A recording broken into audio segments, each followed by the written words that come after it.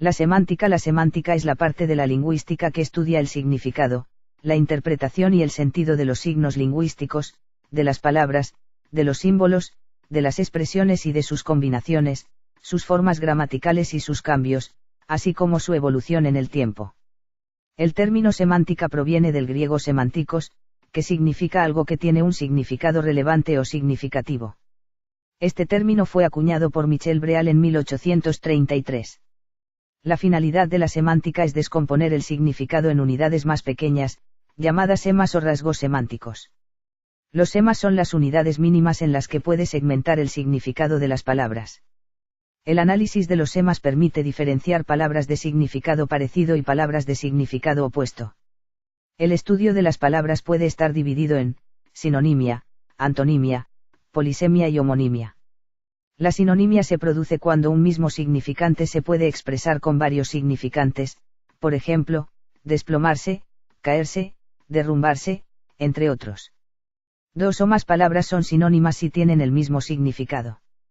Es decir, la sinonimia consiste en la igualdad de significado, cuando existen diferentes significantes. Palabras sinónimas igual significado. Observa el siguiente ejemplo: asno, borrico, burro, jumento, pollino o negro. La antonimia se caracteriza porque el significante tiene el significado opuesto al de otro, por ejemplo, frío, caliente. Dos o más palabras son antónimas si tienen significado contrario. Palabras antónimas igual significado contrario. Observa el siguiente ejemplo: antónimos / subir, bajar. La polisemia se origina cuando un significante le corresponde varios significados. Es el caso de la palabra pata, le corresponde tanto a un animal como a la pata del mueble. Una palabra es polisémica cuando podemos expresar con ella varios significados. Palabra polisémica igual varios significados. La homonimia es la semejanza de significados. Las palabras homónimas presentan variación en la escritura, por ejemplo, tubo, verbo tener, y tubo, objeto cilíndrico. La semejanza de significado y variación en la escritura. La semántica estudia también la denotación y connotación de las palabras. Cuando el mensaje se expresa objetivamente, se dice que su significa es denotativo y, cuando a la comunicación objetiva se le añade alguna valoración personal mediante gestos o entonación, se habla de que su significado es connotativo. Un campo semántico es un conjunto de palabras o de expresiones que tienen un significado similar porque poseen una unidad básica funcional común, denominada sema, signo, o raíz lingüística. Tenis, baloncesto, fútbol, surf, piragüismo, motociclismo. Este conjunto de palabras pertenece al mismo campo semántico. Contenido común igual. Deportes. Existen palabras adoptadas de otras lenguas, es lo que se denomina calco semántico. Por otro lado, la semántica lógica, utilizada en las ciencias, es el estudio de la relación entre un signo y su efecto, denominada semántica intencional, o entre un signo y el objeto designado por él, denominada semántica extensional.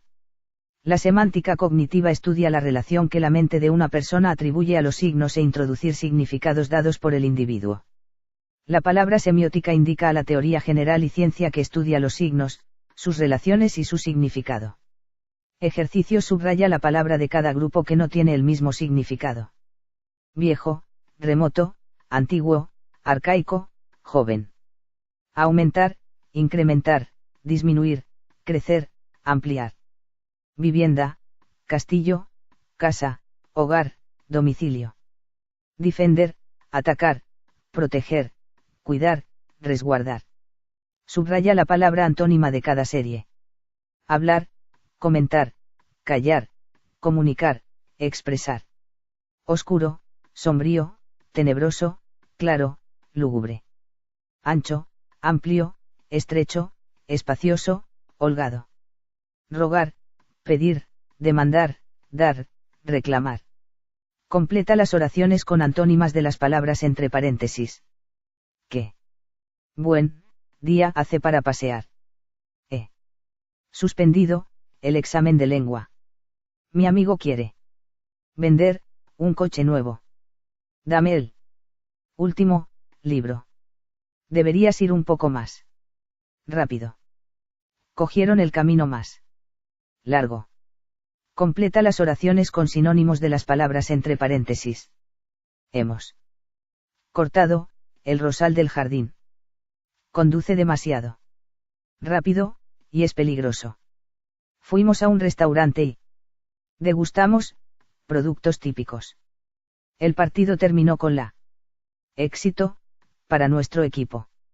Nos gusta andar por el campo. Fuimos al teatro, pero la sala estaba llena.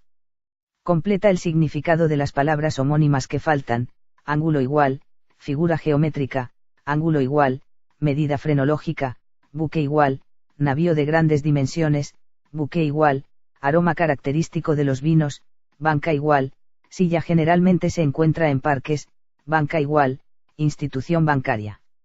Cepillo igual, herramienta de carpintería, cobra igual, serpiente, cobra igual, cola igual, rabo de animal, cola igual, pegamento para madera, casco igual, envase de vidrio, columna igual, pieza que resiste el peso de las construcciones, columna igual, serie de huesos que sostienen la estructura de los vertebrados, celular igual, estructura de las células, celular igual, encontrar las palabras polisémicas en las oraciones e indicar sus significados: usted, no nada. Es que no traje, ¿por qué me lo guarda el guarda? Llama a la llama, que llama es como se llama Lee, las siguientes oraciones y explica el significado de las expresiones resaltadas y escribe a qué tipo de significado corresponde, connotativo o denotativo. Lucia es una hormiguita en la oficina. En la ventana de los carros le dieron gato por liebre. Cuando el profesor le preguntó estaba en la luna. Tema 2: la comunicación lingüística y el lenguaje. Esta competencia se refiere a la utilización del lenguaje como instrumento de comunicación oral y escrita, de representación, interpretación y comprensión de la realidad, de construcción y comunicación del conocimiento y de organización y autorregulación del pensamiento, las emociones y la conducta. La comunicación oral es una forma particular de usar el lenguaje y el proceso mediante el cual transmitimos y recibimos datos, ideas, opiniones y actitudes. Se establece entre dos o más personas, su medio de transmisión es el aire, cadenas sonoras, y a él debemos la naturaleza social, porque si no hubiese esta fuente para comunicarnos de forma universal, no podríamos platicar con nadie. Características: su principal característica y la que lo lleva a ser el más eficaz, sencillo y directo es el que se produce con la voz del individuo, pero además se encuentran otras como: es espontáneo, se rectifica, utiliza modismos, acción corporal, es dinámica. El canal es el aire, cadenas sonoras. La comunicación escrita, a diferencia de la comunicación oral, no está sometida a los conceptos de espacio y tiempo. La interacción entre el emisor y el receptor no es inmediata e incluso puede llegar a no producirse nunca, aunque aquello escrito perdure eternamente. Por otro lado, la comunicación escrita aumenta las posibilidades expresivas y la complejidad gramatical, sintáctica y léxica con respecto a la comunicación oral entre dos o más individuos. Características: se usan letras, tildes y signos de puntuación para construir el mensaje. Es reflexiva, organizada, elaborada y lógica. Está construida de manera correcta y precisa. Es diferida y permanente. Se establece una relación unilateral entre el emisor y el receptor. Cualquier referencia textual o extratextual se hace con palabras. Los conocimientos, destrezas y actitudes propios de esta competencia permiten expresar pensamientos, emociones, vivencias y opiniones, así como dialogar, formarse un juicio crítico y ético, generar ideas, estructurar el conocimiento, dar coherencia y cohesión al discurso, a las propias acciones y tantalio. Reas: adoptar decisiones, disfrutar escuchando, leyendo o expresándose de forma oral o escrita, todo lo cual contribuye además al desarrollo de la autoestima y de la confianza en sí mismo. Comunicarse y conversar son acciones que suponen habilidades para establecer vínculos y relaciones constructivas con los demás y con el entorno. Acercarse a nuevas culturas proporciona una consideración y respeto en la medida en que se conocen. Por ello, la competencia de comunicación lingüística está presente en la capacidad efectiva de convivir y de resolver conflictos. El lenguaje como herramienta de comprensión y representación de la realidad, debe ser instrumento para fomentar la igualdad, para la construcción de relaciones iguales entre hombres y mujeres, para la eliminación de estereotipos y expresiones sexistas. La comunicación lingüística debe ser el medio para de la resolución pacífica de conflictos en la sociedad. Saber escuchar, exponer y dialogar implica ser consciente de los principales tipos de interacción verbal, ser progresivamente competente en la expresión y comprensión de los mensajes orales que se intercambian en situaciones comunicativas diversas y adaptar la comunicación al contexto. Supone también la utilización activa y efectiva de códigos y habilidades lingüísticas y no lingüísticas y de las reglas propias del intercambio comunicativo en diferentes situaciones, para producir textos orales adecuados a cada situación de comunicación. Leer y escribir son acciones que suponen y refuerzan las habilidades que permiten buscar, recopilar y procesar información, y ser competente a la hora de comprender, componer y utilizar distintos tipos de textos con intenciones comunicativas o creativas diversas. La lectura facilita la interpretación y comprensión del código que permite hacer uso de la lengua escrita y es, además, fuente de placer, de descubrimiento de otros entornos, idiomas y culturas, de fantasía y de saber, todo lo cual contribuye a su vez a conservar y mejorar la competencia comunicativa. A. La habilidad para seleccionar y aplicar determinados propósitos u objetivos a las acciones propias de la comunicación lingüística, el diálogo, la lectura, la escritura, etc. Está vinculada a algunos rasgos fundamentales de esta competencia como las habilidades para representarse mentalmente, interpretar y comprender la realidad, y organizar y autorregular el conocimiento y la acción dotándolos de coherencia. Comprender y saber comunicar son saberes prácticos que han de apoyarse en el conocimiento reflexivo sobre el funcionamiento del lenguaje y sus normas de uso, e implican la capacidad de entender el lenguaje como objeto de observación y análisis. Expresar e interpretar diferentes tipos de discurso acordes a la situación comunicativa en diferentes contextos sociales y culturales, implica el conocimiento y aplicación efectiva de las reglas de funcionamiento del sistema de la lengua y de las estrategias necesarias para interactuar lingüísticamente de una manera adecuada. Disponer de esta competencia conlleva tener conciencia de las convenciones sociales, de los valores y aspectos culturales y de la versatilidad del lenguaje en función del contexto y la intención comunicativa. Implica la capacidad empática de ponerse en el lugar de otras personas, de leer, escuchar, analizar y tener en cuenta opiniones distintas a la propia con sensibilidad y espíritu crítico. De expresar adecuadamente, en fondo y forma, las propias ideas y emociones, y de aceptar y realizar críticas con espíritu constructivo. La naturaleza del lenguaje humano. El término lenguaje en sentido amplio se aplica a diferentes sistemas de comunicación desde el simbolismo matemático hasta la notación musical. Suele discutirse si estos sistemas son o no lenguajes. Para resolver este dilema, se observa que los lenguajes creados para fines específicos no serían naturales. De esta manera, se restringe el campo de estudio de los lingüistas al terreno de los lenguajes naturales. El lenguaje humano se caracteriza especialmente por su aspecto creativo, esto es la capacidad que poseería un hablante para combinar las unidades lingüísticas en conjuntos infinitos de oraciones que a menudo son dichas por primera vez, esto es, no producidas por mera repetición. Respecto a la naturaleza del lenguaje, es interesante la síntesis realizada por Mario Bunge respecto a las diferentes visiones existentes.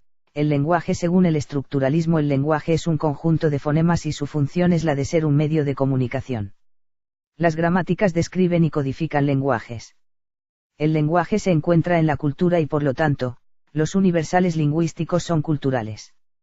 La facultad del lenguaje está relacionada con otras facultades cognoscitivas y se adquiere a través del aprendizaje inductivo. En este sentido, la teoría del aprendizaje subyacente es optativa. El lenguaje. Según el mentalismo. En el caso del mentalismo, el lenguaje es concebido como un conjunto infinito de oraciones siendo además, espejo de la mente humana. Las gramáticas generan y transforman oraciones. También las explican y las predicen. El lenguaje reside en la mente, consecuentemente los universales lingüísticos son innatos. La facultad del lenguaje no está relacionada con otras facultades cognoscitivas. La adquisición del lenguaje es una capacidad innata, por lo tanto la teoría del aprendizaje subyacente resulta innecesaria y probablemente imposible. El lenguaje. Según la psicología biológica y social, el lenguaje es un sistema de señales significativas y su función es la de ser una herramienta para pensar y comunicar. Las gramáticas describen y codifican lenguajes. El lenguaje existe en el cerebro en sociedad. Consecuentemente, los universales lingüísticos son rasgos evolutivos históricos compartidos.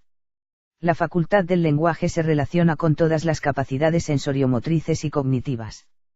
La adquisición del lenguaje se da a través de la imitación, la asociación, la inducción y por lo tanto, la teoría del aprendizaje subyacente resulta necesaria. Ejercicios 1. En la comunicación humana, el canal lo constituyen solo las ondas sonoras. Solo se da a través de un código lingüístico. Siempre es realizado con interferencias. No aparece en comunidades lingüísticas ágrafas. El código puede ser verbal y no verbal. 2. La comunicación lingüística se realiza necesariamente a través del lenguaje gestual, lenguaje simbólico, lenguaje acústico, lenguaje gráfico, lenguaje oral y escrito. 3. Señale cuál de las siguientes alternativas es un caso de comunicación lingüística. Una luz intermitente. Una pintura abstracta. El timbre del teléfono. Una carta comercial. Una paloma blanca. 4. En una comunicación lingüística, el código es, el sonido, el color, el icono, el gesto, la lengua. 5.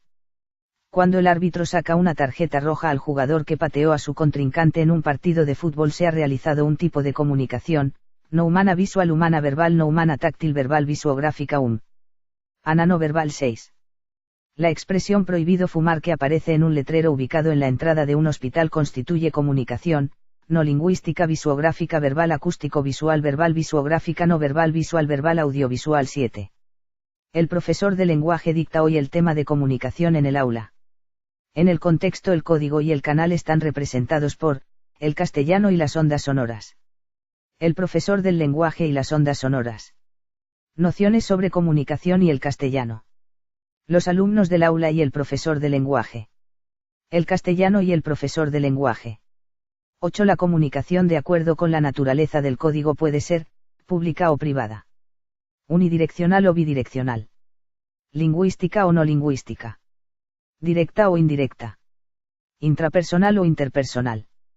9. Llamamos comunicación unidireccional, la plática entre dos ancianos. La comunicación entre dos sordomudos. Un trabajo grupal de alumnos. Un videoclip. La conversación con un turista extranjero. 10. Él se caracteriza especialmente por su aspecto creativo, esto es la capacidad que poseería un hablante para combinar las unidades lingüísticas en conjuntos infinitos de oraciones, oraciones que a menudo son dichas por primera vez, esto es, no producidas por mera repetición. Lenguaje, habla, idioma, dialecto, comunicación. 11. Realiza una comparación entre la comunicación oral y la comunicación escrita. Tema 3. Propósitos y barreras de la comunicación. Propósitos. Uno de los referentes más relevantes de la antigua Grecia, Aristóteles, definió la comunicación como la búsqueda de una respuesta determinada.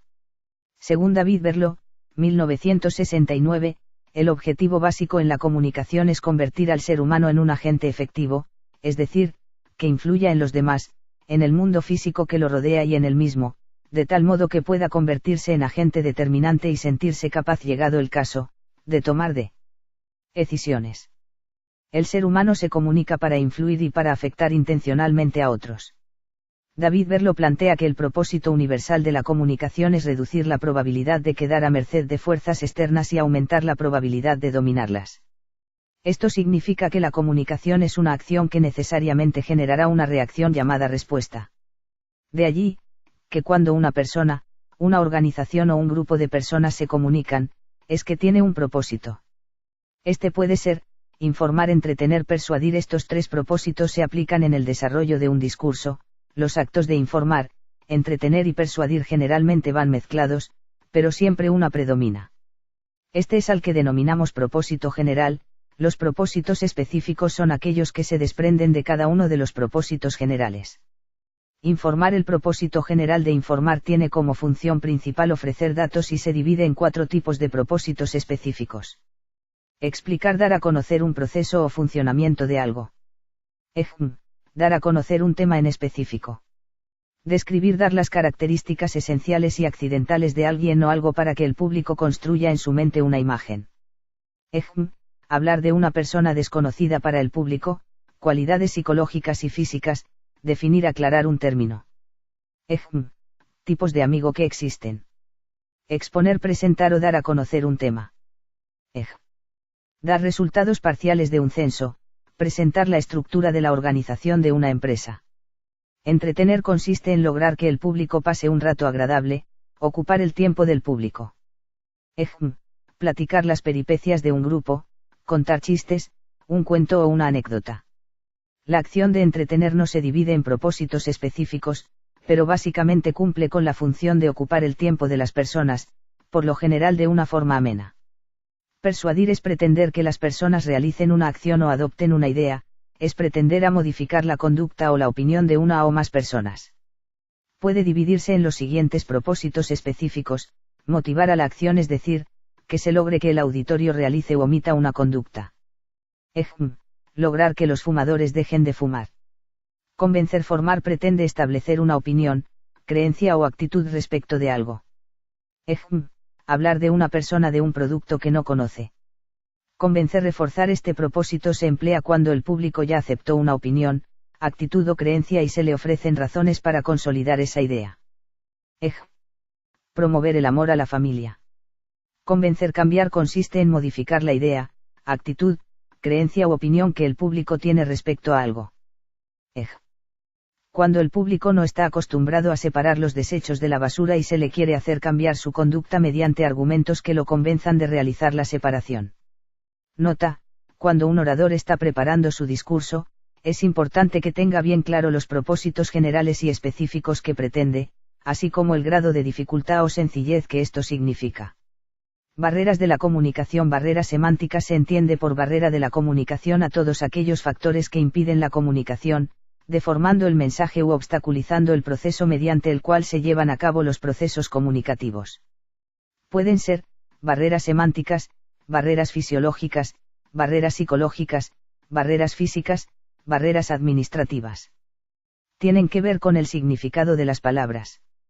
Cuando no precisamos su sentido, éstas se prestan a diferentes interpretaciones y así el receptor no interpreta lo que dijo el emisor, sino lo que su contexto cultural le indica. Este sí que es un pesado. Barreras fisiológicas impiden emitir o recibir con claridad y precisión un mensaje, debido a los defectos fisiológicos del emisor o del receptor. Tales defectos pueden afectar cualquiera de los sentidos, ya sea en forma total o parcial. Sordera, deficiencias foniátricas, sordomudos, barreras psicológicas. Hay muchos factores mentales que impiden aceptar o comprender una idea. Algunos de ellos son: no tener en cuenta el punto de vista de los demás, sospecha o aversión, preocupación o emociones ajenas al trabajo, timidez, explicaciones insuficientes, sobrevaloración de sí mismo. Todos estos factores influyen en la persona que escucha para que acepte o rechace las ideas que le han sido comunicadas. A una persona generalmente es necesario explicarle, convencerla, observar su actuación y también dejar que ella le hable a usted. Algunas de las causas que contribuyen a formar barreras psicológicas son: alto estatus, poder para emplear o despedir, uso del sarcasmo, actitud déspota, críticas punzantes, uso de conocimientos precisos y detallados, facilidad en el uso del lenguaje, maneras demasiado formales, apariencia física y IMP. Onente, interrumpir a los demás cuando hablan. Un jefe que involucrarse en todos los procesos porque desconfía de su personal. Barreras físicas. La distancia y el exceso de ruido dificultan la comunicación, así como las interferencias en el radio o en el teléfono. Es preciso tratar de eliminarlas lo más posible. Un joven escuchando música a todo volumen cuando su madre conversa con él. Barreras administrativas son las que se originan en estructuras organizacionales inadecuadas, mala planeación y deficiente operación de los canales. Pueden salvarse mediante aclaración anticipada de toda idea, antes de comunicarla. Interés en la retroalimentación, para verificar si el mensaje se recibió bien o no, si la reacción del receptor es la deseada. Especificación de la verdadera finalidad de la información a comunicar. Conocimiento del significado preciso de los conceptos, para eliminar malos entendidos. Utilización del lenguaje sencillo y directo. Empleo de múltiples canales de comunicación, a fin de asegurarse de que la información llegue hasta donde nos hemos propuesto. Aprovechamiento oportuno de las situaciones para transmitir el mensaje, pues las circunstancias emotivas en las que se encuentra el receptor puede alterar el contenido del mensaje. Refuerzo de las palabras con los hechos. Por lo general, este punto se descuida sobremanera. Cuando un gerente no respeta las jerarquías para comunicarse con los subordinados. Barreras filosóficas son todas aquellas que resulta de las diferentes formas que tienen el emisor y el receptor de comprender e interpretar las situaciones cotidianas a las que se enfrenta en el transcurso de su vida. Por ejemplo, cuando el emisor y el receptor no se ponen de acuerdo con relación a lo bueno y a lo malo de cualquier situación. Una conversación entre un peruano y un chileno sobre los límites marítimos. Ejercicios que son las barreras en el proceso de comunicación. ¿Cuáles son los elementos necesarios para el intercambio informativo? ¿Cuáles son las interferencias emocionales que impiden una buena comunicación? ¿Por qué es importante reconocer las barreras del proceso comunicativo? Mencione qué propósito se evidencia en los siguientes actos comunicativos: el alumno exponiendo un tema, el candidato explicando sus propuestas en un mitin electoral, el payaso contando chistes. Mencione qué barrera del proceso comunicativo interviene en las siguientes interacciones: la conversación entre dos personas en un mitin, la conversación con un autista, la conversación entre un español y un peruano sobre la conquista de Perú, la conversación con un niño que tiene el labio leporino. De usted ejemplos de casos donde se evidencie la barrera administrativa. Tema 4. El texto, sus propiedades y estructura. Se entiende por textos todas aquellas emisiones habladas o escritas de cualquier longitud, desde un enunciado a un libro entero, que tengan unidad. Un texto es el resultado de un acto de comunicación cuya extensión y carácter dependen de la intención del hablante. Intención que puede ser doble, comunicativa, voluntad de transmitir una información. Elocutiva, deseo de lograr un determinado efecto. El texto, al ser una unidad intencional, no tiene una extensión determinada, sino que depende de la intención del hablante. El texto presentará una estructura orgánica, es decir, que estará constituido por partes relacionadas de tal modo que no pueda eliminarse una sin destruir la totalidad. De forma general podemos considerar como partes constitutivas del texto el enunciado y el párrafo. Algunos textos podrán descomponerse en otras unidades, capítulos, escenas, cuadros, pero no es un hecho general. El párrafo viene determinado en la comunicación oral por un amplio descenso de la entonación seguido de una pausa. En la escritura se señala mediante el punto y aparte. El contenido del párrafo se organiza de la siguiente manera: núcleo obligatorio, compuesto por un centro o idea clave y por unos elementos opcionales que sirven para fijar las circunstancias de la idea central. Elementos marginales que desarrollan la idea central. Las funciones que puede desempeñar el párrafo dentro del texto general pueden resumirse en tres: introducción a la totalidad del texto o presentación de una nueva idea. Transición entre dos partes del texto, se recoge lo tratado y se anuncia aquello de lo que se va a tratar. Conclusión, tanto del texto completo, como de una parte de él. Características: Alandia y Franco, 2008, expresan respecto a las características del texto, la unidad. Esta característica la brinda el tema, que viene a constituir la base significativa textual, debido a que contiene la representación semántica de L. A estructura total, es decir, el tema expresa de qué se trata todo el texto. La coherencia, se relaciona con la manera en que se organizan las ideas en un texto. Es decir, tiene que ver con la forma en la que se hilvanan las ideas en el texto, de acuerdo con el orden más adecuado según el acto de comunicación que se vaya a desarrollar. La cohesión, tiene que ver con las relaciones gramaticales y léxicas que se establecen entre los elementos lingüísticos constituyentes del texto para formar sintagmas, oraciones y párrafos. Clasificación de los textos. Como hemos visto, los textos pueden ser muy diferentes unos de otros. Es por eso que se hace necesaria una clasificación de los mismos. Ese intento de clasificación no puede ceñirse a un solo criterio, dada la complejidad del objeto, por lo cual aplicaremos diferentes criterios para clasificar cada texto. Veamos algunos de ellos: textos orales y textos escritos. Algunas diferencias entre estos textos pueden ser las siguientes: textos orales, sintaxis menos estructurada, empleo de oraciones incompletas, poco uso de la subordinación y de la voz pasiva. Las relaciones entre los enunciados se suelen establecer por subordinación, repetición de estructuras sintácticas. Es corriente el uso de palabras comodín y de muletillas.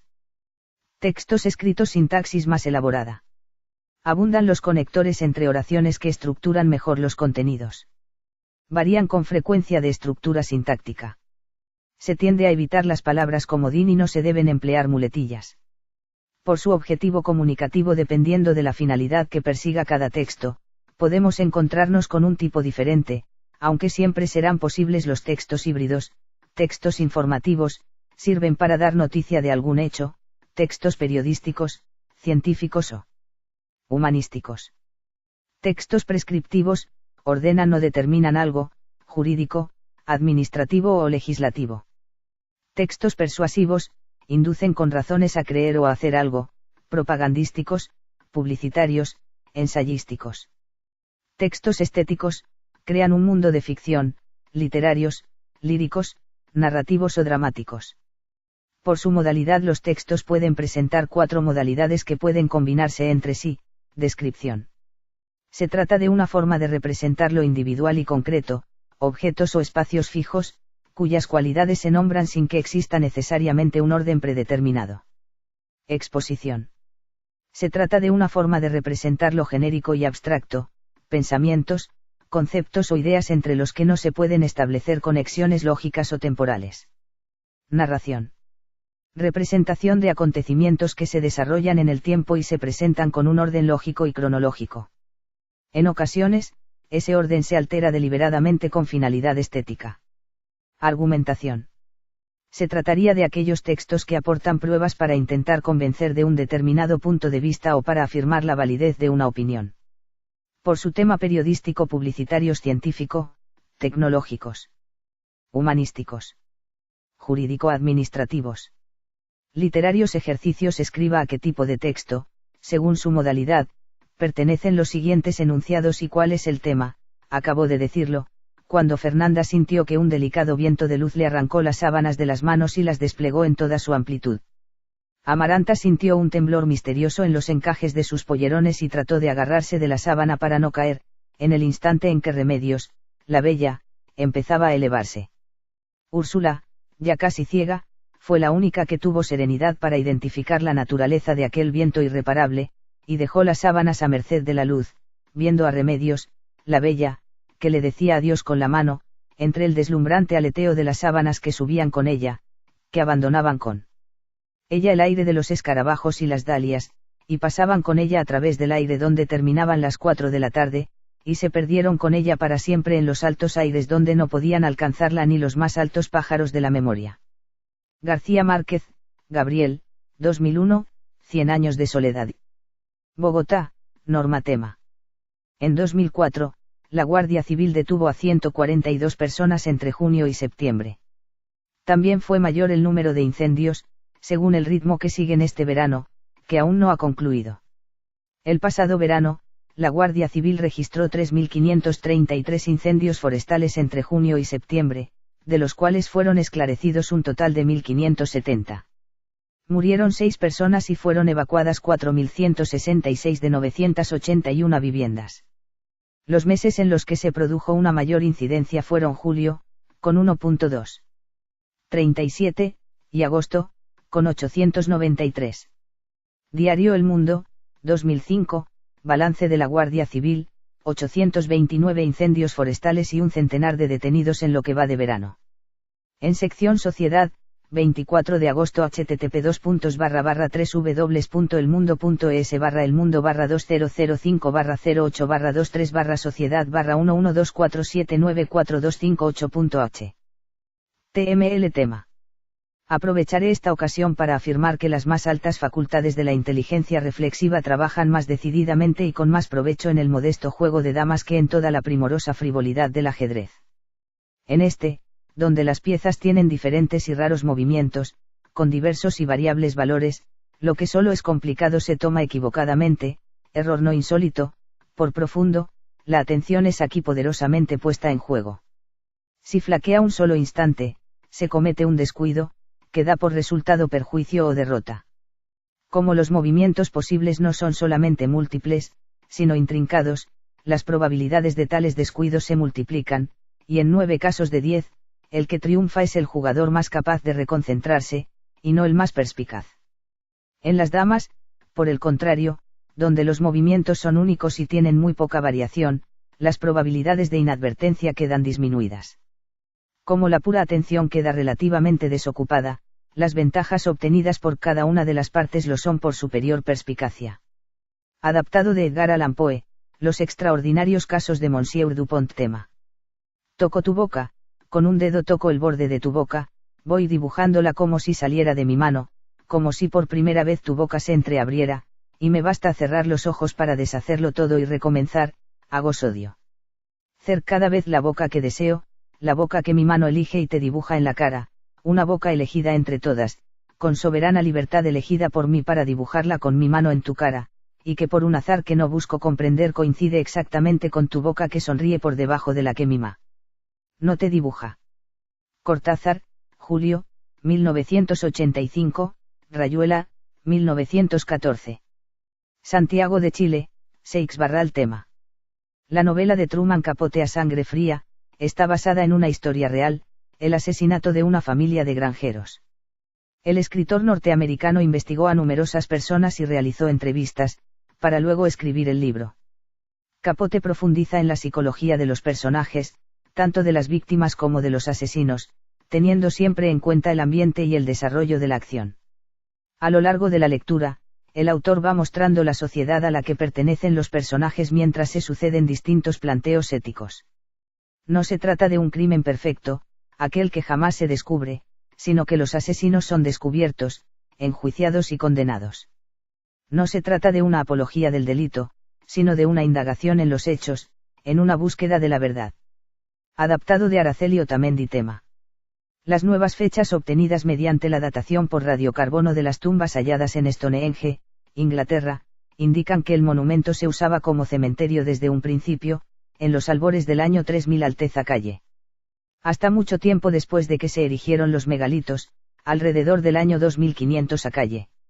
Anteriormente, diversos arqueólogos opinaban que los entierros de personas en Stonehenge se habían efectuado tan solo entre los años 2700 y 2600 Alteza Calle. Antes de que los megalitos, conocidos como sarsens, piedras areniscas o de gres silicio, fueran colocados en su sitio. Las nuevas fechas proporcionan indicios convincentes sobre el propósito original del monumento y demuestran que su uso como necrópolis se extendió por más de 500 años. Es la primera vez que se datan las tumbas de Stonehenge mediante radiocarbono. Los restos fechados por el equipo de Parker Pearson fueron desenterrados en los años 50 y han sido conservados en el cercano Museo de Salisbury. Los restos de cremaciones de otras 49 sepulturas fueron extraídos en Stonehenge durante los años 20 del siglo pasado, sin embargo, los regresaron a su sitio, puesto que se pensaba que no tenían un valor científico. Los arqueólogos calculan que unas 240 personas fueron enterradas en Stonehenge, todas en depósitos de cremación. Adaptado de National Geographic en español. Tema. Sentía náuseas de muerte después de tan larga agonía. Y, cuando por fin me desataron y me permitieron sentarme, comprendí que mis sentidos me abandonaban. La sentencia, la atroz sentencia de muerte, fue el último sonido reconocible que registraron mis oídos. Después, el murmullo de las voces de los inquisidores pareció fundirse en un soñoliento zumbido indeterminado, que trajo a mi mente la idea de revolución, tal vez porque imaginativamente lo confundía con el ronroneo de una rueda de molino. Esto duró muy poco, pues de pronto cesé de oír. Pero al mismo tiempo pude ver, aunque con qué terrible exageración. Vi los labios de los jueces togados de negro. Me parecieron blancos, más blancos que la hoja sobre la cual trazo estas palabras, y finos hasta lo grotesco. Finos por la intensidad de su expresión de firmeza, de inmutable resolución, de absoluto desprecio hacia la tortura humana. Vi que los decretos de lo que para mí era el destino brotaban todavía de aquellos labios. Los 6 torcerse mientras pronunciaban una frase letal. Los 6 formar las sílabas de mi nombre, y me estremecí, porque ningún sonido llegaba hasta mí. Y en aquellos momentos de horror delirante 6 también oscilar imperceptible y suavemente las negras colgaduras que ocultaban los muros de la estancia. Entonces mi visión recayó en las 7 altas bujías de la mesa. Al principio me parecieron símbolos de caridad, como blancos y esbeltos ángeles que me salvarían. Pero entonces, bruscamente, una espantosa náusea invadió mi espíritu y sentí que todas mis fibras se estremecían como si hubiera tocado los hilos de una batería galvánica, mientras las formas angélicas se convertían en hueros espectros de cabezas llameantes, y comprendí que ninguna ayuda me vendría de ellos. Partes de una infografía titular, resume la información visual y textual que se presenta en la infografía. Es directo, breve y expreso. Si se considera conveniente puede acompañarse de una bajada o subtítulo en el que se indique el tema a tratar, pero es opcional. Texto: proporciona al lector en forma breve toda la explicación necesaria para comprender lo que la imagen no puede expresar. Cuerpo: contiene la información visual que puede presentarse a través de gráficos, mapas, cuadros estadísticos, diagramas, imágenes, tablas, etc. También, se considera la información tipográfica explicativa que se coloca a manera de etiquetas y que pueden ser números, fechas o palabras descriptivas. Dentro de la información visual siempre hay una imagen central que prevalece por su ubicación o tamaño sobre las demás y de la cual se desprenden otros gráficos o textos. Fuente: indica de dónde se ha obtenido la información que se presenta en la infografía. Crédito: señala el nombre del autor o autores de la infografía, tanto del diseño como de la investigación. Nota: es recomendable indicar la fuente y crédito con una tipografía de menor tamaño y en una ubicación que no distraiga la atención del lector. Tema 5: la redacción, cualidades y etapas. Introducción: todo proceso de aprendizaje pasa por un ejercicio de construcción de ideas y pensamientos, como requisito indispensable para luego comunicarlos verbalmente o por escrito. Esto significa que, para expresarse con originalidad, se requiere organizar el pensamiento, es decir, poner en orden los datos que se desea manejar en la presentación oral o escrita de un asunto.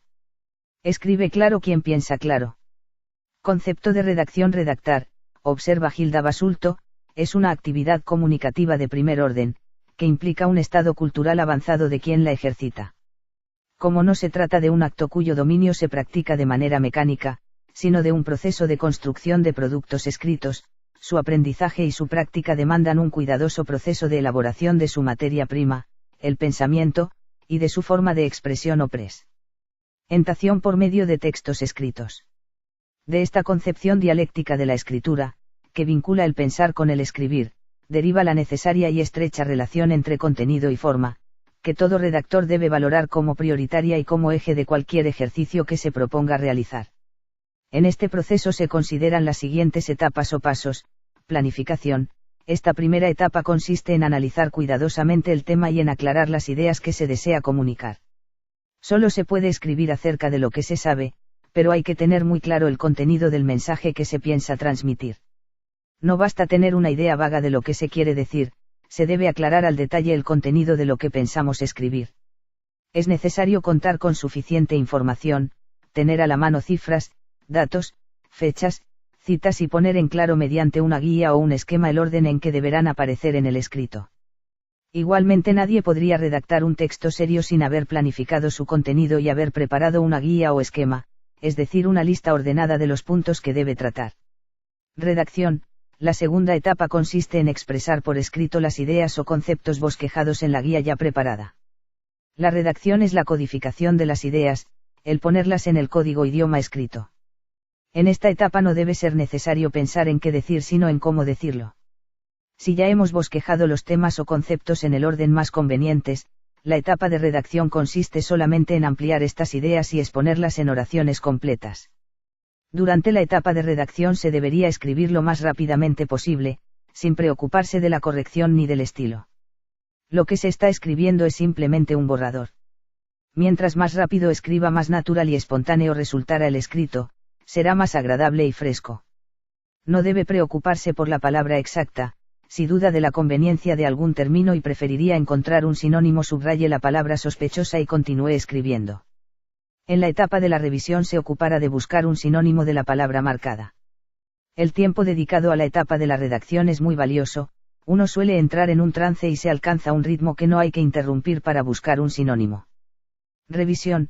Si hemos preparado un buen esquema basado en el análisis y contábamos con suficiente información sobre el tema, y si hemos redactado muy rápidamente siguiendo el esquema, lo que tendremos ahora será un borrador que hay que revisar y corregir. En caso de que dispongamos de tiempo, debemos esperar que transcurran varias horas o días antes de emprender la revisión del escrito. Si se trata de una carta o de un memorando breve, esto seguramente no será posible, pero en el caso de un informe, de una monografía o de un artículo para una revista, es conveniente dejar dormir el borrador para olvidarnos de lo que hemos escrito. Luego lo revisaremos y criticaremos como si se tratara de obra ajena. El acabado de una obra es tan importante como su planificación y construcción. En torno a ella giran, pues, las características o cualidades de la buena redacción, que enseguida analizamos. Características de la buena redacción. Claridad. Característica primera de la buena redacción es la claridad. Si la intención de quienes escribimos es que nos entienda un amplio público, esto nos exige claridad en las ideas y transparencia expositiva. Es decir, como indica Gonzalo Martín Vivaldi, visión clara de los hechos o de las ideas y exposición neta y tersa de los mismos. A la claridad mental o de ideas debe corresponder un lenguaje fácil, basado en palabras transparentes y frases breves, con el firme propósito de que el pensamiento de quien escribe llegue a la mente del lector desde la primera lectura del escrito. Una relectura obligada del mismo estaría mostrando su oscuridad o su rareza, en tanto que su relectura voluntaria o interesada indicaría que ha resultado atractivo o importante para el lector. Martín Vivaldi sostiene, además, que claridad significa expresión al alcance de un hombre de cultura media y, por tanto, quiere decir, pensamiento diáfano, conceptos bien digeridos y exposición limpia, con sintaxis correcta y vocabulario o léxico al alcance de la mayoría, ni preciosista ni demasia. Do técnico. En otras palabras, a las ideas claras debe corresponder una construcción de la frase basada en un orden lógico y sin palabras rebuscadas. Por su parte, Roberto Zavala Ruiz propone como primera obligación doméstica de la redacción comunicar el pensamiento del autor, siguiendo un orden lógico o atendiendo al interés psicológico que lleva a destacar algunos elementos y a iluminar a media luz los menos importantes. Sostiene que quienes mejor manejan el idioma saben que la mejor palabra es la que entiende la mayoría, que la claridad implica el empleo de términos de uso común, y que esto no significa emplear un lenguaje corriente en el sentido peyorativo de esta palabra. Y aclara que, aunque los libros técnicos y científicos requieren un vocabulario propio, una jerga conocida y reconocida por minorías, incluso esos textos se puede y deben escribir con un lenguaje general, entendible para lectores medianamente instruidos. Por supuesto, subraya, la claridad obliga a escribir oraciones claras que formarán párrafos claros, así como a hilvanar esos párrafos de la mejor manera. A esto contribuye, agregamos, el empleo adecuado de las expresiones de conexión lógica, que en nuestras sesiones de aprendizaje identificamos como frases de pegamento porque sirven para darle hilación y coherencia al escrito. Concisión. Otra obligación de la prosa, como señala Zavala Ruiz, es la concisión, virtud o cualidad que consiste en decir lo más con lo menos, ahorrar palabras y evitar lo innecesario. El autor nos invita, con Azorín, a no entretenernos y destaca que ser conciso exige precisión en el lenguaje, combatir el exceso verbal y el regodeo, y acabar con las imprecisiones que tratan de explicar a sus amigas, las vaguedades. Sobre esta segunda cualidad de la buena redacción, Martín Vivaldi anota que solo debemos emplear aquellas palabras que sean absolutamente precisas para expresar lo que queremos decir. Conciso no quiere decir lacónico sino denso, estilo denso es aquel en que cada línea, cada palabra o cada frase están preñadas de sentido. Lo contrario es la vaguedad, la imprecisión, el exceso de palabras, lo que vulgarmente se dice retórica. La falta de concisión, advierte con Albalat, es el defecto general de los que empiezan a escribir. La concisión es cuestión de trabajo. Es preciso limpiar el estilo, cribarlo, pasarlo por el tamiz, quitarle la paja, clarificarlo. Es preciso evitar lo superfluo, la verborrea, la redundancia, el titubeo expresivo y el añadido de ideas secundarias que nada fortalecen a la idea matriz, sino que más bien la debilitan. La concisión, en síntesis, genera rapidez y viveza en el estilo de nuestra redacción, mediante el empleo de verbos activos y dinámicos. Sencillez. Uno y otro autor identifican la sencillez, que consiste en emplear palabras de uso común, como tercera cualidad de la buena redacción. Martín Vivaldi afirma que la sencillez no quiere decir vulgaridad, que con palabras de uso común se pueden expresar elevados pensamientos, y que esta obligación del buen redactor va de la mano con la naturalidad. Ser sencillo es huir de lo enredado, de lo artificioso, de lo complicado, de lo barroco en suma, y ser natural es decir naturalmente lo natural. Sencillo es aquel escritor que utiliza palabras de fácil comprensión. Y natural, quien al escribir se sirve de su propio vocabulario, de su habitual modo expresivo. Martín Vivaldi, por su lado, vincula las relaciones entre los hechos de hablar y de escribir con el asunto de la naturalidad. Esta, según su opinión, requiere de la elegancia. El hombre que sabe vestir bien irá elegante aunque vista un traje sencillo. Y el escritor podrá alcanzar las más altas cimas de la belleza si sabe y puede conjugar lo natural con lo preciso, procurando aunar la sencillez con exactitud. En este último autor encontramos, a manera de síntesis, 4 reglas de estilística, que él a su vez toma de Azorín. Primera, poner una cosa después de otra y no mirar a los lados, es superfluo todo lo que debilite la marcha del pensamiento escrito. Segunda, no entretenerse. Es propio de oradores ser prolijos en un tema, pero lo que en oratoria es preciso huelga en la escritura. Tercera, si un sustantivo necesita de un adjetivo, no le carguemos con 2, emparejar adjetivos significa esterilidad de pensamiento, y mucho más su acumulación inmoderada. Y cuarta, el mayor enemigo del estilo es la lentitud, leemos a un escritor lento y nos desesperamos. En torno a la claridad, la concisión y la sencillez giran otras virtudes, la densidad, que equivale en la práctica a la concisión cuando cada palabra o frase estén preñadas de sentido, la exactitud, la precisión, la naturalidad, la originalidad y la brevedad, entre otras. Que Martín Vivaldi examina con detalle. Todas ellas confluyen en la fuerza, un estilo claro, conciso, sencillo, denso, exacto, preciso, natural, original y breve será siempre un estilo con fuerza, puntualiza nuestro autor. Gilda Basulto, por su parte, se detiene en la concreción, como sinónimo de brevedad, la adecuación, la ordenación funcional y la actualidad, que sumadas a la claridad y la originalidad mencionadas por Martín Vivaldi contribuyen según ella a la eficacia y la modernidad de la redacción. En todo acto de escritura incide, desde luego, la variedad de fuentes, autores y enfoques teóricos con que cuenta quien se dispone a escribir, pero en todo caso es fundamental el empleo correcto del idioma nativo mediante la práctica sistemática, cotidiana, rigurosa y disciplinada de la ortografía, la sintaxis y la puntuación. Para nosotros, el máximo criterio de validez en este asunto es la práctica, solo se aprende a escribir escribiendo y corrigiendo nosotros mismos, y con personas calificadas en el arte de redactar, una y otra vez, los textos que escribimos. Desde luego, hay que considerar la presentación cuidadosa y ordenada de nuestros escritos, desde la limpieza y la numeración de las páginas del mismo hasta el uso adecuado de las notas de pie de página, las referencias bibliográficas, los títulos y subtítulos y la nomenclatura que usamos para ordenar nuestro tema. Ejercicios 1. Defina qué es redactar. 2. ¿Qué entiende por proceso? 3. ¿Cuáles son las etapas o pasos que se debe considerar en la redacción? Explique cada una de ellas. 4. Mencione cuáles son las características de la buena redacción. Explique cada una de ellas. 5. Realice una lista de acciones que lleva a cabo diariamente.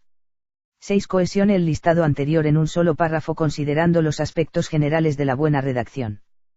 Tema 6. Los marcadores textuales. Uno de los recursos de cohesión textual más importante es el empleo de los llamados marcadores textuales. Se trata de palabras, locuciones o sintagmas que sirven para indicar las relaciones lógicas entre las diversas partes de que consta un texto, determinar el sentido de los enunciados, organizar la estructura del texto o de una secuencia del mismo, o establecer las relaciones de sentido entre los diferentes enunciados que componen el texto. Los marcadores textuales, por tanto, son elementos lingüísticos que ayudan al receptor a interpretar el sentido del mensaje y el tipo de relación existente entre las distintas partes de un texto, enunciados, párrafos, apartados, etc. Características de los marcadores textuales. Los marcadores textuales no pertenecen a una categoría gramatical determinada. Pueden ser conjunciones y locuciones conjuntivas, pero, y, sin embargo, puesto que adverbios y locuciones adverbiales, también, ahora bien. Sintagmas, en principio, en resumen. Oraciones, si tenemos en cuenta, se puede pensar que no se deben confundir los marcadores textuales y las conjunciones. Es cierto que hay muchas conjunciones que pueden funcionar como marcadores textuales, pero las conjunciones enlazan constituyentes de la oración, sintagmas o proposiciones, por ejemplo, y los marcadores textuales relacionan constituyentes del texto, enunciados o párrafos, por ejemplo. Los marcadores textuales realizan una función sintáctica específica dentro de la oración porque desarrollan una función externa o periférica respecto a ella. Son modificadores o conectores de enunciados textuales y, por ello, no pueden ser analizados sintácticamente como un elemento oracional más. Existen infinidad de marcadores textuales con funciones diferentes y significados muy diversos. Sin embargo, se pueden dividir en tres clases principalmente: los modificadores del enunciado, los organizadores textuales y los conectores. Los modificadores del enunciado. Estos marcadores textuales, también llamados operadores discursivos, preceden a una unidad textual para determinar el sentido de los enunciados, introduciendo comentarios acerca del contenido de lo enunciado o de la actitud del emisor ante ese contenido. Indican al receptor cómo debe interpretar dicha unidad, perspectiva. Desde un punto de vista ético, no parece apropiado continuar con las investigaciones. Marco temporal. En aquella época, los conflictos entre naciones tendían a solucionarse con enfrentamientos bélicos. Según el comentario que realizan, pueden cumplir diferentes funciones: aclarar la actitud del hablante acerca del contenido del enunciado. Pueden indicar afirmación, atenuación, duda, probabilidad. Algunos marcadores que cumplen esta función son: ciertamente, increíblemente, realmente, felizmente, sinceramente, probablemente, tal vez, acaso, quizá, sin duda, desde luego, por supuesto. Ejemplos: sin duda, todos tus sueños se cumplirán. Desgraciadamente, los negocios no le han ido bien. Mostrar el punto de vista desde el que se plantea el enunciado. Algunos marcadores de este tipo son, comúnmente, desde un punto de vista práctico, en realidad, en teoría. Ejemplos: formalmente, tiene una alta calidad narrativa. Desde un punto de vista jurídico, hay diferentes interpretaciones posibles. Explicar el tema del enunciado. Algunos marcadores tematizadores son: en cuanto a, por lo que respecta a propósito de, por lo que se refiere a, en lo concerniente a. Ejemplos: por lo que respecta a mi opinión, creo que hay que insistir en nuestras peticiones. En cuanto a este asunto, deberías dar el conflicto por zanjado. Indicar la voz responsable del enunciado que introducen. Algunos marcadores que preceden enunciados de este tipo son: según, tal y como decía, en palabras de. Ejemplo: según fuentes próximas al gobierno, se convocarán próximamente elecciones. Señalar el marco espacial o temporal en que se sitúa la información contenida en el enunciado. Ejemplos: en aquel momento, la Guerra Fría entre las dos superpotencias marcaba las relaciones internacionales. En ese entorno, resultaba muy complejo realizar un trabajo digno. Los organizadores textuales, como su nombre indica, sirven para organizar la estructura de un texto o de alguna secuencia del mismo. Los organizadores textuales pueden indicar, por ejemplo, el inicio del desarrollo de un texto o de una secuencia informativa, la continuidad de una reflexión o de la exposición de un tema, o el cierre de un texto o de una secuencia temática. Para empezar, debemos centrar el asunto que vamos a abordar. Inicio. A continuación, explicaremos las distintas teorías que existen al respecto. Finalmente, no se debe olvidar el esfuerzo realizado por los voluntarios. Cierre. Los ordenadores del discurso pueden ser de diverso tipo: de inicio. Dan comienzo a un texto, para empezar, bien, para comenzar. De continuidad. Dan continuidad y progresión a la información del texto, a continuación, seguidamente, así pues. De digresión. Introducen reflexiones o contenidos que se desvían en cierta medida del asunto. Por cierto, a todo esto, a propósito de cierre. Sirven para dar fin a un texto o a una secuencia informativa, para concluir, para terminar, finalmente, por último, en conclusión, en resumen, en dos palabras. De enumeración. Permiten agrupar una serie de enunciados en un orden determinado, primero segundo, por un lado por otro, por una parte por otra, en primer término en último término. Los conectores textuales expresan relaciones del contenido entre las ideas del texto. Existe conexión entre dos ideas cuando la interpretación de una depende de la otra.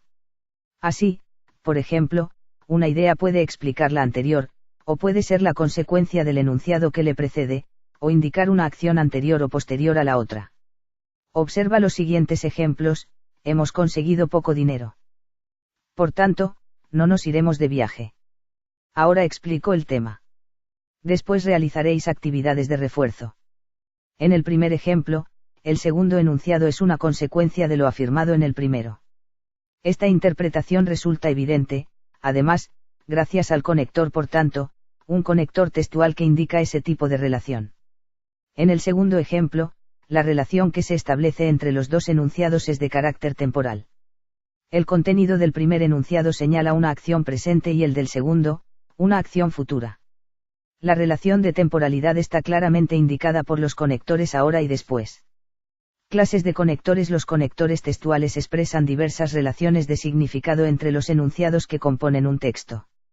Las principales relaciones de conexión y sus conectores más frecuentes son, relaciones de contraste.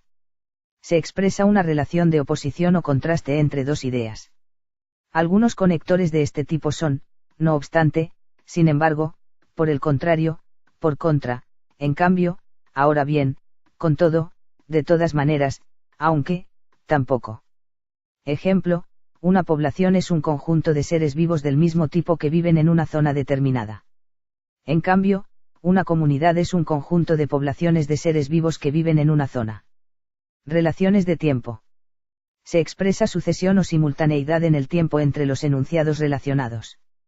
Los conectores más frecuentes son, ahora, antes, después, más tarde, más adelante, al mismo tiempo, mientras, entonces. Ejemplo, antes mezclamos los diferentes productos. Después los pondremos a calentar a fuego lento. Relaciones de adición. Se indica una suma de enunciados que aportan nuevas informaciones. La información que añade el nuevo enunciado puede ser equivalente a la del anterior o puede ser más importante. Algunos conectores de adición son, y, también, además, incluso, igualmente, asimismo, encima, más aún. Las palabras derivadas se forman por la adición de sufijos. Asimismo, pueden formarse nuevos términos derivados por medio de prefijos. Relaciones de causa-efecto. Un enunciado expresa la causa o la consecuencia de otro. Los principales conectores son, porque, por esta razón, por tanto, por consiguiente, así pues, de ahí que, así que, de modo que. Ejemplo, las relaciones humanas se basan en el establecimiento de derechos y deberes. Por esta razón, la reclamación de nuestros derechos implica necesariamente el cumplimiento de nuestras obligaciones. Relaciones de explicación y ejemplificación. Se aclara un concepto expresado en el enunciado anterior por medio de una explicación o de un ejemplo, es decir, o sea, esto es, mejor dicho, por ejemplo, pongo por caso. Ejemplo, no existe la posibilidad de establecer una reflexión lógica sobre la realidad exterior sin un lenguaje articulado. Es decir, no es posible el pensamiento sin lenguaje. Por lo general, en los textos narrativos, predominan las relaciones temporales, en los textos descriptivos, las relaciones de adición, en los textos expositivos, las de explicación y ejemplificación. Y en los textos argumentativos, las relaciones de contraste y de causa-efecto. Existen otros marcadores de uso frecuente en las conversaciones. Se trata de los marcadores conversacionales. Algunos de ellos ya los hemos señalado anteriormente como modificadores del enunciado. Estos marcadores aparecen en la conversación indicando la actitud del hablante respecto al enunciado o reforzando el sentido del propio enunciado. Algunos marcadores conversacionales son, claro, bueno, sin duda, de acuerdo, desde luego, por lo visto, vale, mira, oye, entonces. Ejercicios. Marca la respuesta correcta según corresponda. La literatura no camina a través de los siglos con un paso tranquilo. Parejo. Con un andar agresivo de ojerizas y rencores. A ni B, ni aunque C, y sino D, ya pesare, es decir, si no es verdad que Popper durante muchos años se resistió a admitir el carácter científico de la biología evolucionista. Dijo que no es científica, al menos es un programa de investigación metafísica. Más a pesar B, entonces además C, tal vez D, luego aunque, después sino para la concepción idealista, este mundo no es solamente bueno, como dice Leibniz, es el mejor de los mundos posibles. Es la obra de un Dios perfecto, que no pudo ser lo mejor. Ni sino puesto que B, pero y por tanto C, sino porque sino D, ni sino E, sino ni no obstante el hombre dominado por una preocupación no busca. En los libros En las cosas, lo que realmente hay. Lo que le conviene para apoyar sus opiniones. A. Sino sin embargo ni B, a pesar no obstante nunca C, a pesar no obstante sino D, ni sino E, por tanto ni más que. Su alta capacidad, fue relegado de la organización. Incluso impedido de ejercer otra actividad. A pesar de y B, sin pero C, aun porque D, más aún E, no obstante E cierran los ojos a lo contemporáneo. Buscan asuntos en épocas pasadas. Tratan de inspirarse en países remotos. A, más ni B, porque y C, y además D, pero E, por tanto que 2, reconoce los marcadores textuales en este texto de Fernando Savater, que implica la dignidad humana.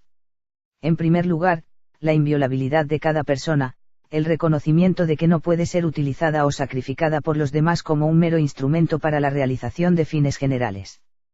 Por eso no hay derechos humanos colectivos, la persona humana no puede darse fuera de la sociedad, pero no se agota en el servicio a ella. En segundo lugar, el reconocimiento de la autonomía de cada cual para trazar sus propios planes de vida y sus propios baremos de excelencia, sin otro límite que el derecho de los otros a la misma autonomía. En tercer lugar, el reconocimiento de que cada cual debe ser tratado de acuerdo con su conducta y no según factores aleatorios que no son esenciales para la humanidad, raza, etnia, clase social, etc. En cuarto y último lugar, la exigencia de solidaridad con la desgracia y el sufrimiento de los otros, el mantener viva y activa la complicidad con los demás. Fernando Savater, Las preguntas de la vida. 3. Reconoce los marcadores textuales en este texto de Gabriel García Márquez. Esa noche, a los 48 años, se hizo cortar las escasas pelusas que le quedaban en los aladares y en la nuca, y asumió a fondo su destino de calvo absoluto. Hasta entonces no se quitaba el sombrero ni siquiera dentro de la oficina, pues la calvicie le causaba una sensación de desnudez que le parecía indecente. Pero cuando lo asimiló a fondo, le atribuyó virtudes varoniles de las cuales había oído hablar, y que él menospreciaba como puras fantasías de calvos. Más tarde, se acogió a la nueva costumbre de cruzarse el cráneo con los cabellos largos de la crencha derecha, y nunca más la abandonó. Gabriel García Márquez, El amor en los tiempos del cólera. Tema 7. La referencia es uno de los mecanismos que garantizan la cohesión textual. Se define como la relación biunívoca que se establece entre ciertas unidades o expresiones lingüísticas y una entidad del mundo o del universo creado en el discurso. Hay dos tipos generales de mecanismos de referencia: mecanismos léxicos, son los que el sustituto es una palabra de significado plenamente léxico, sustantivos, adjetivos. Mecanismos gramaticales, la palabra utilizada como sustituto es una palabra de significado gramatical, pronombres, morfemas verbales. Se trata de proformas, formas en lugar de otras o morfemas especializados en la función de sustitutos, pronombres, este, su, que, etc. Proverbios del tipo hacer. Proadverbios, allí, entonces, o proformas léxicas, cosa, persona. Pueden aludir a elementos del enunciado, intratextuales, o a elementos del acto de la enunciación, extratextuales.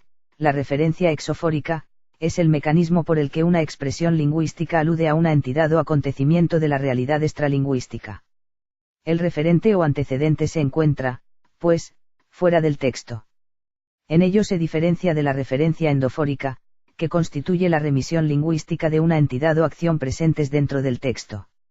La referencia exofórica establece relaciones entre el texto, los interlocutores y el contexto comunicativo.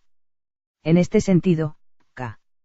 Buller, 1934, ha distinguido entre dos modos de señalar esta realidad extratextual: ad oculos, ante nuestros ojos, referencia hecha en el momento de enunciación, a los participantes del acto comunicativo, el tiempo y espacio del acto comunicativo.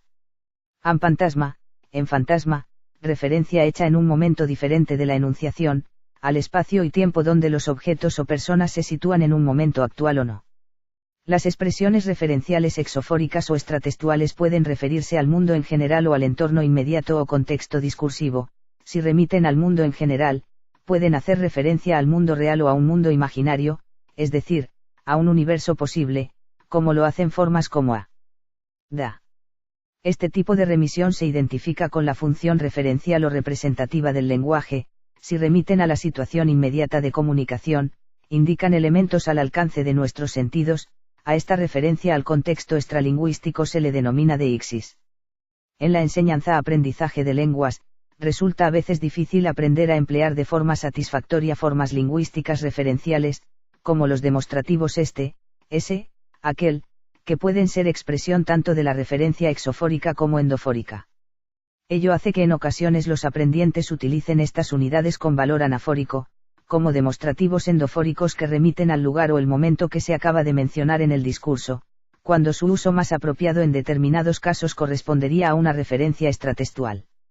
Es el caso de ejemplos del tipo: no séis cuántas pesetas le ofrecía la señora, pero el mendigo se negó a recibir estos, en lugar de esos, billetes. Es frecuente además que en la interlengua del aprendiente se manejen solo dos elementos del sistema deíctico, aquel, por ejemplo, por interferencia de su propio sistema bipartito, frente al tripartito aquel propio del español. La referencia exofórica, y por su parte la endofórica, constituyen un área problemática de aprendizaje, por su complejidad, que requiere de propuestas didácticas afinadas. Referencia endofórica. La referencia endofórica designa la relación biunívoca que se establece entre ciertas unidades o expresiones lingüísticas y un elemento que ya ha aparecido o aparecerá más tarde en el texto oral o escrito. Con ella se señalan, pues, entidades que se encuentran dentro del texto, por contraste con la referencia exofórica, que se aplica a la remisión lingüística de una entidad o acción que existe fuera del texto. La referencia endofórica constituye un mecanismo lingüístico fundamental de cohesión textual que ha sido descrito con detalle en la lingüística del texto. Constituye un requisito para mantener la linealidad en un discurso, esto es, la relación trabada que sostienen las distintas unidades de la lengua que conforman la red textual. Según la referencia se realice hacia atrás en el texto o hacia adelante, se distingue entre referencia anafórica o anáfora y referencia catafórica o catáfora respectivamente. Las anáforas y catáforas de un texto pueden señalar tanto a personas u objetos como al tiempo o espacio creados dentro del tejido discursivo. Así pues, las expresiones referenciales endofóricas pueden clasificarse según señalen: personas en el texto, el / su, se, sí, consigo. Tiempo, entonces, en ese momento, el mismo día, poco antes, el día anterior, el día siguiente, poco después, una semana más tarde, etc. Espacio, allí, ir, al espacio mencionado en el texto, etc. Este tipo de referencia puede estar desempeñada por distintas clases de palabras e incluso por sintagmas con significado léxico, la referencia léxica. Sin embargo, los elementos de referencia endofórica por excelencia son las denominadas proformas, formas gramaticales o morfemas especializados en la función de sustitutos de un referente textual. Son los siguientes: pronombres, sustitutos de nombres, personales de tercera persona. Demostrativos, posesivos e indefinidos, relativos e interrogativos, por ejemplo, por fin encontré el libro que buscaba, proadverbios, sustitutos de adverbios o complementos circunstanciales, allí, entonces, etc. Me gusta Latinoamérica. Allí el ritmo diario es más pausado, proverbos, sustitutos de verbos, hacer, pasar, etc. ¿Qué hago? Limpio, proformas léxicas o sustitutos léxicos, unidades léxicas como cosa, persona, etc. De significación muy amplia, que, debido a su comprensión mínima y extensión máxima, pueden reemplazar a cualquier palabra para señalar el mismo referente. He encontrado varias cosas interesantes en Internet: vuelos muy baratos, información sobre la ciudad, y hoteles con encanto. Dominar las expresiones lingüísticas que establecen la referencia endofórica en un texto es una tarea que muestra significativamente la habilidad adquirida en el uso de la lengua. Supone saber crear adecuadamente la referencia o referencias en un texto, en función del grado de conocimiento compartido con el interlocutor y del género de discurso, y mantener las remisiones a estas referencias para evitar perder el hilo discursivo. Ello implica utilizar elementos gramaticales como las proformas, cuyos valores no siempre son equivalentes entre las lenguas. Los materiales existentes en L describen estas expresiones referenciales desde su función en el texto como piezas fundamentales para desarrollar la competencia discursiva de los aprendientes. Ejercicios: escriba las anáforas que se presentan en los siguientes enunciados. 1. ¿Dónde está Luisa? Las 6 en el salón. 2. El edificio se desmoronó súbitamente. Este acontecimiento sorprendió a los ingenieros. 3. Dijo que había estado, pero no me lo creí. 4. Los ministros del presidente son todos muy distintos. Él los ha seleccionado de entre un grupo amplio de corrientes políticas, aunque la mayoría son liberales. Escriba las anáforas que se presentan en los siguientes enunciados.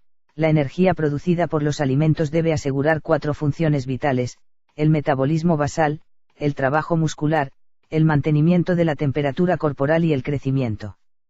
Esto es lo que dijo: me voy, pero volveré. 3. Escriba las anáforas que se presentan en los siguientes enunciados. 1. Obras son amores, pero no buenas razones. 2.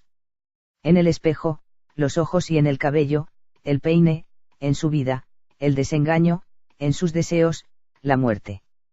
Tema 8. La ortografía. La ortografía es el conjunto de normas que regulan la escritura de una lengua, y comprende desde la relación entre sonidos y su representación gráfica por medio de las letras, hasta el uso de tildes. Partiendo de ese concepto decimos que al escribir representamos gráficamente la lengua hablada, y por ello es indispensable que representemos con exactitud cada palabra a través del uso correcto de la ortografía. La sílaba llamamos sílaba a cada una de las partes en las que dividimos una palabra al pronunciarla. Las sílabas pueden formarse con una sola vocal o con 2 vocales. Sílaba formada con una vocal. Ejemplo: amigo, a mí, go. Enano es odio, no. Iguana, igua, sodio, otoño, o tú, ño. Uña, uña. Sílaba formada con 2 vocales. Ejemplo: aire, ai, re. Europa, europio, ro, pascales. Únicamente las vocales pueden formar una sílaba por sí solas. Las consonantes nunca pueden hacerlo. Acentuación y tildación general. Como sabemos, las palabras se pueden clasificar por el número de sílabas. Son monosílabas si tienen una sola sílaba, bisílabas si están conformadas por 2, trisílabas si tienen 3 o polisílabas si tienen 4 o más. Todas ellas siguen las reglas de acentuación de las polisílabas. Esto consiste en tildar las palabras de acuerdo a donde se ubica la mayor fuerza de voz. Aquí se da lugar a una segunda clasificación de las palabras, la de las palabras según el acento: agudas, graves o llanas, esdrújulas y sobresdrújulas. Palabras agudas son aquellas que tienen la mayor fuerza de voz en la última sílaba. Pero no todas las agudas llevan la llamada tilde o acento ortográfico. Solo lo llevan en caso de que la palabra termine en n, s o cualquiera de las vocales. Ejemplos: palabras agudas sin tilde: reloj, papel, cartel, desfachatez. Como se puede ver en estos ejemplos, todas estas palabras tienen la mayor fuerza de voz en la última sílaba, como se indica con cursiva y negritas.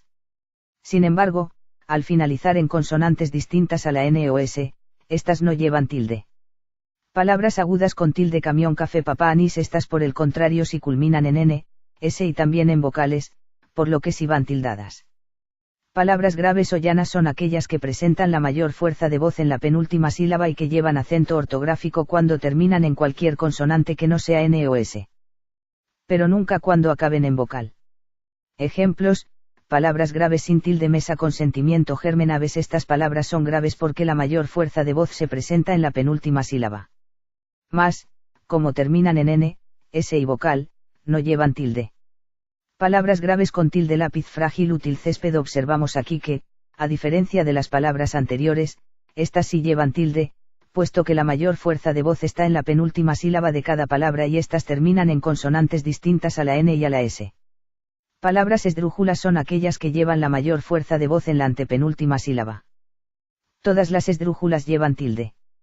Ejemplos: esdrújula cavernícola, magnífico, encíclica. Palabras sobre esdrújulas: al igual que las esdrújulas, todas las palabras sobre esdrújulas llevan tilde. Presentan el acento antes de la antepenúltima sílaba y están compuestas por lexemas y enclíticos, pueden ser 2 o 3. El lexema, en estos casos, lo constituyen verbos conjugados. Los enclíticos son una de las formas de las palabras clíticas, aquellas que no tienen independencia fónica, es decir, son palabras átonas que al carecer de sílaba tónica se unen a otras palabras o grupo de ellas.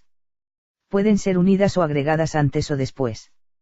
Cuando van antes de la palabra u oración se les llama proclíticos y cuando van después, enclíticos. Ejemplos de palabras sobre esdrújulas: me lo cuentas, cuéntamelo, te lo llevas, llévatelo. Enclíticos: grave o llana, esdrújula o sobresdrújula. Se presentan algunas dudas en cuanto a la acentuación de algunas palabras, como en el caso de los adverbios que acaban en mente. Cuando uno busca dónde se presenta la mayor fuerza de voz, verá que es en la penúltima sílaba, lentamente. Sin embargo, al encontrarlas en cualquier texto veremos que muchas llevan la tilde en la antepenúltima o antes de la antepenúltima sílaba, que es en donde se tildan las esdrújulas o sobresdrújulas. De lo que se trata es que en los casos de los adverbios que terminan en mente, conserven la tilde del adjetivo del que se originan, y no la tengan en el elemento compositivo. Adjetivo rápidamente, elemento compositivo, adjetivo fácilmente, elemento compositivo. La acentuación de las mayúsculas, a diferencia de lo que muchos creen, las mayúsculas siempre irán tildadas si corresponde. Ejemplos: no pisar el césped. No pisar el césped. Ejercicios 1. Identifique el tipo de palabra según el acento. A lápiz, ves drújula, calle, brújula, de camión, vulgar, F reunión, G reunieron, hora, golpeó, 1 cárcel, J pincel, calapida, 2. Coloque la tilde donde corresponda. A perro, B emoción, calle, mesa, D. Ventana, E fácil, F únicamente, G rápidamente, hora, velozmente, 1 fértil, J albunca.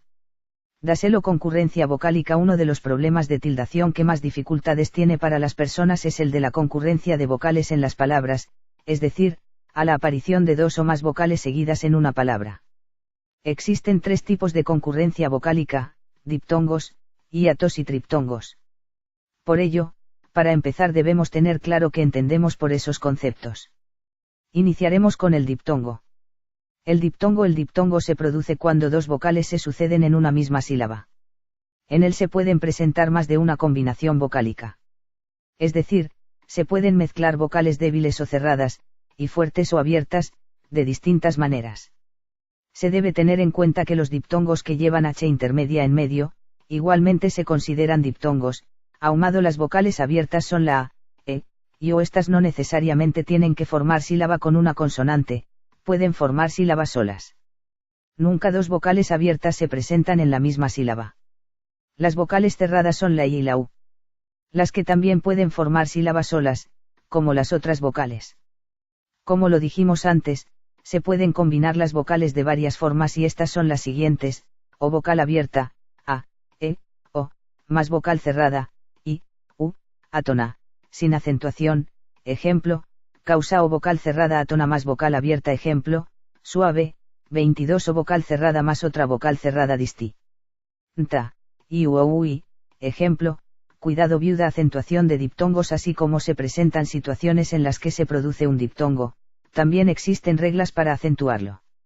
En primer lugar, debemos acentuarlas de acuerdo con las reglas generales de acentuación, pero tomando en cuenta que, al unir una vocal abierta con una cerrada, siempre será la abierta la que irá acentuada, esté antes o después de la cerrada. Por otro lado, si se presentan dos vocales cerradas, es la segunda vocal la que irá tildada. Ejemplos: adiós, cerrada más abierta, casuística, cerrada más cerrada. El hiato se produce cuando se suceden dos vocales, pero en diferentes sílabas. En el hiato pueden aparecer dos vocales abiertas iguales o distintas, o una vocal cerrada tónica y una abierta átona o viceversa. Así como en el diptongo, debemos tener en cuenta que la aparición de la H intermedia no afecta para nada que se produzca el hiato.